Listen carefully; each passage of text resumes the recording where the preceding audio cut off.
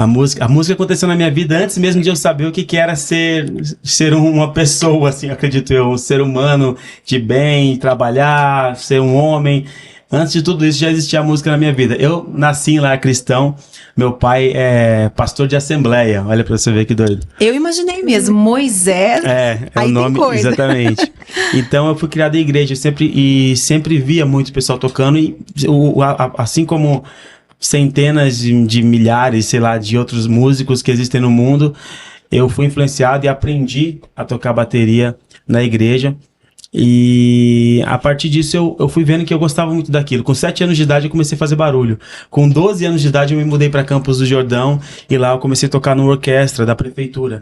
Eu tive a oportunidade de entrar nessa orquestra, entrei, e é até engraçado que eu falo muito sobre oportunidades nesse livro, eu conto isso, que não tinha vaga nenhuma para entrar naquela orquestra, mas eu queria muito aquilo. A única vaga que tinha era para tocar prato, que era uma vaga de menina. E só a menina tocava prato. Daí eu falei, não, eu quero tocar prato.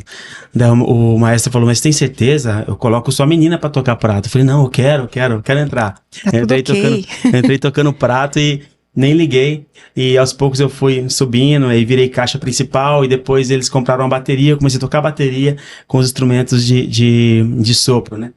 E a partir daí as coisas foram ficando mais sérias. Com 12 anos eu percebi que eu queria realmente trabalhar com música, eu queria viver de música de uma forma mais intensiva. E acredito que por isso que existe o título desse livro, né? É O Garoto que Vendia Sonhos. Porque, enfim, a gente vai chegar nisso. Mas eu comecei a sonhar muito a partir dos 12 anos. Com 12 anos de idade eu estipulei o que seriam os maiores sonhos da minha vida. Mas de onde veio essa inspiração? Você tinha alguém que te inspirava a sonhar? Porque 12 anos, normalmente só pensa em brincar de carrinho ainda, né? Na verdade, eu sempre fui... eu sempre quis quebrar o padrão. Eu não era conformado. Acho que eu sempre fui dessa forma. Eu nasci num meio onde as pessoas não sonhavam muito. Mas não por maldade, é por falta de oportunidade mesmo. Meus pais, eles são nordestinos, eles vieram do Nordeste para São Paulo para procurar trabalho. Meu pai saiu com 17 anos, pegando carona com um caminhoneiro para São Paulo, arrumou trabalho num bar, voltou para Paraíba, trouxe a família inteira, teve um monte de problema, meu avô faleceu, e minha avó voltou, e meu pai ficou doente, um monte de coisa aconteceu doida, mas sempre lutando para sobreviver.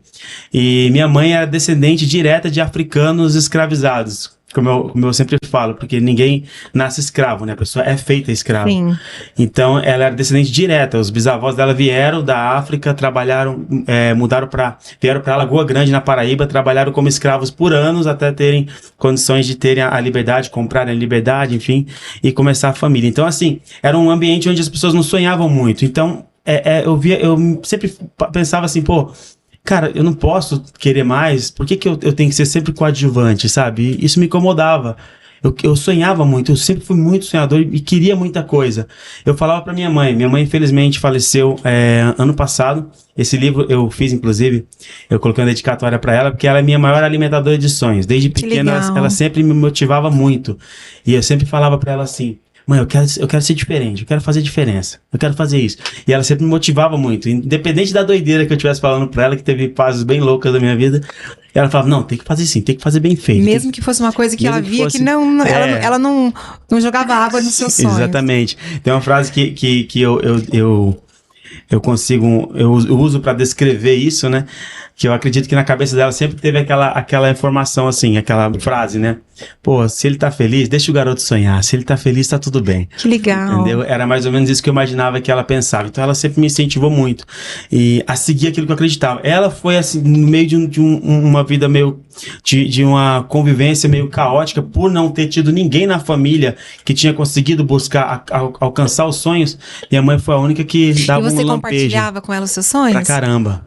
Meu pai ficava com ciúmes às vezes. Às vezes ele chegava assim, na cozinha à noite, às vezes de madrugada, eu tava conversando com minha mãe, aquela conversa longa, e ele chegava e a gente ficava quieto.